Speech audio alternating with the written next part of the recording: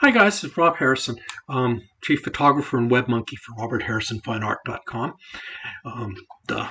Anyway, I thought I'd put together a short video to tell you some of the stuff I've been doing this winter, show you some of my pictures, discuss a bit about processing. I'm going to even tell you a little bit about my tools. This is one of them. This is a Sony a7R4, which is a 61 megapixel, pretty nice camera. I actually used to use Nikons, and I moved over to Sony when I changed from what's called an APS or a small frame to a full frame camera. I was going to have to buy new lenses anyway. At the time, Nikon had really monstrously big DSLRs, and then this is quite a lot smaller, quite a lot lighter, and well, not missing much because actually Sony makes Nikon's detectors, and Tamron, which I'm using, this is a 70 to 300 lens, actually makes Nikon lenses. So I'm not missing much by doing that, and I get pretty good results with this. I've kept my older camera too, so I actually have an A7 III in the background that I use more than occasionally. I wanted to show you some of our pictures from the fall, and this shows one of our deer, they're wild deer, but there's a herd that hangs around our area. And he's a little spike buck. Well, he's not a little spike buck anymore. We've seen him from being a fawn to being what's called a spike buck with very tiny antlers to now he's a mature animal now, although he could have bigger antlers. And you can see that here. There's a close-up cut out of there and massaged to look good. And he's a very handsome animal. I'm very pleased that he's around. And it shows what he looks like. One of our neighbors is letting his lawn grow, which is sort of an accident because he's being lazy, but it's actually really good because it lets the wildlife live in it and inhabit it. Speaking of wildlife, we have ducks. I like this picture because of the interplay of the shadows on the water. We've been having a lot of fog. This is again in Alabama. Our neighbors have left a derelict trailer in our view.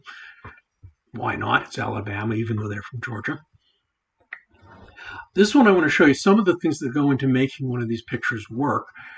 This doe is under the tree. It's a little bit dark. It's gray and foggy.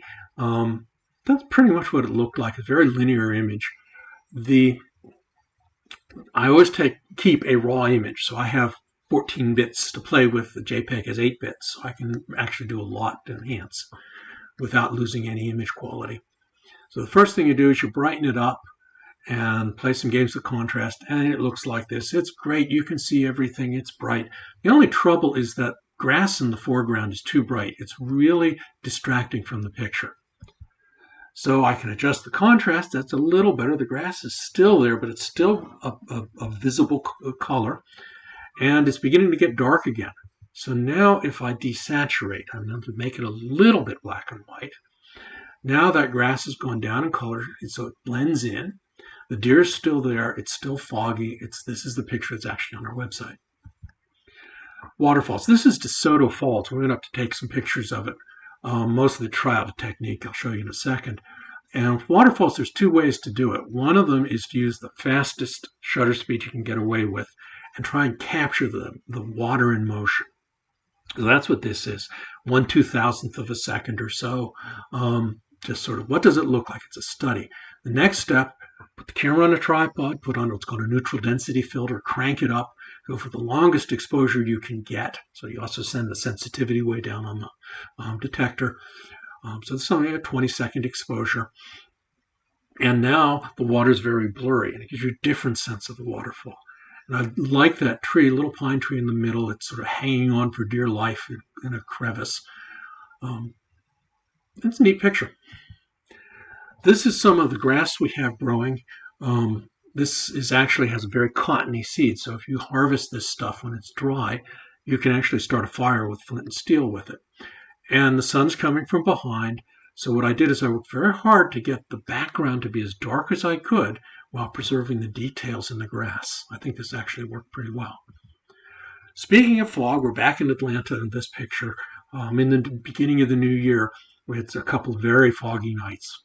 And so this shows capturing actually one of our neighbors driving along. and then the light from the street light reflected on the road. Takes a bit of work to get it exactly right, because there are details in there that I had to get rid of, things like our neighbor's trash can, and so by adjusting the amount of light, things work out very well. I think it worked a little better in this picture. You can see some of the Christmas lights and things like that, but it gives you this very mystical, almost ghostly, almost spiritual look. Speaking of that, this shows a morning fog back in Alabama with actually the sun coming through. Now this picture took some work to get right. You can see very faintly some of the trees in the background, like right here. Boom, boom, boom. Not neat. And those are too dark in the original, so it's a very busy picture. So after trying to adjust in all sorts of ways on one image, I ended up settling for making 3 layers. And the upper layer, I deleted all of the white stuff, all of the light background. The middle layer, I blurred out with something called the Gaussian filter, so it's something called an Orton effect. And then the lowest layer, I just left it intact. And then I blended the transparency on those layers to get me something where this middle ground is there, but it's disappearing, so it's much foggier. This shows looking through about 90 degrees away. The sun has lit the fog in this, so this is not as contrasty. It's not as moonlit looking. And this just shows what the fog looks like in the winter woods, which I think this gave it a very ethereal look. So I like this picture.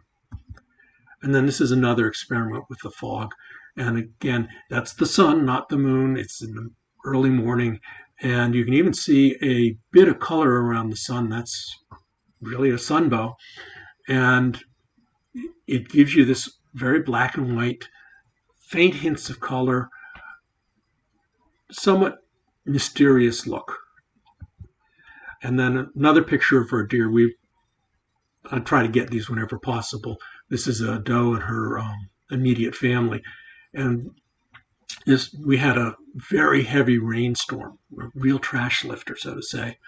And so after the rainstorm was over, I went out with my camera and caught the deer who were hiding away. We have an area with a lot of pine trees and some white oaks. They love the white oaks in the fall because they're tasty. I've tried them. Yes, they're tasty. They don't have very much tannin. And so they were just sort of hanging around very nicely. They let me go take their pictures. They're a little concerned with what I'm doing, but they hung in there. This is one of the first daffodils of spring that come out in our area.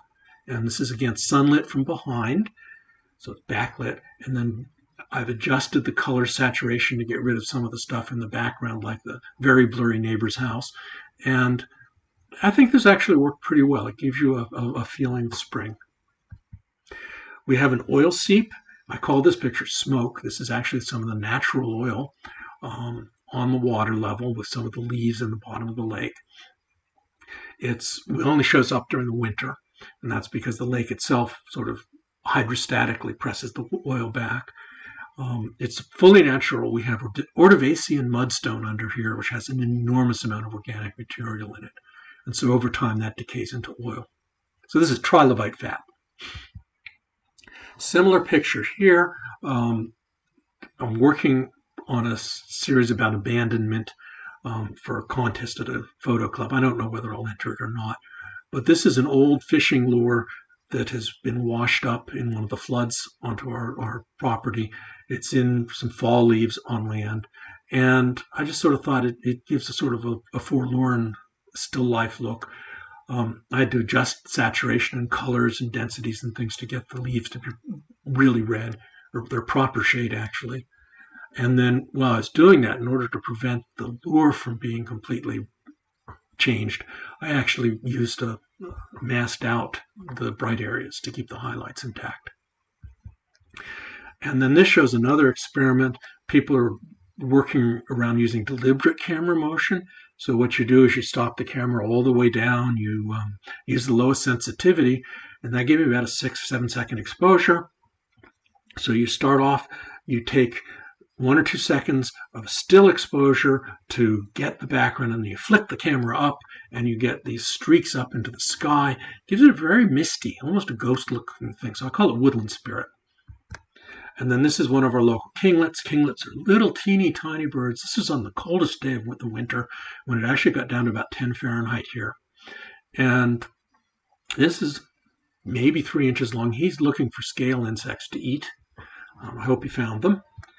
Either him or his flock, one of his mates, flew down onto our road to look for some ants. So this shows him in the process. And you can see how all those feathers are fluffed up. He's a little fur ball. But he's actually smaller in real life than the picture on the screen. And this is just another picture of him as he's looking for ants. You can see that he's studying that gravel to see what there is.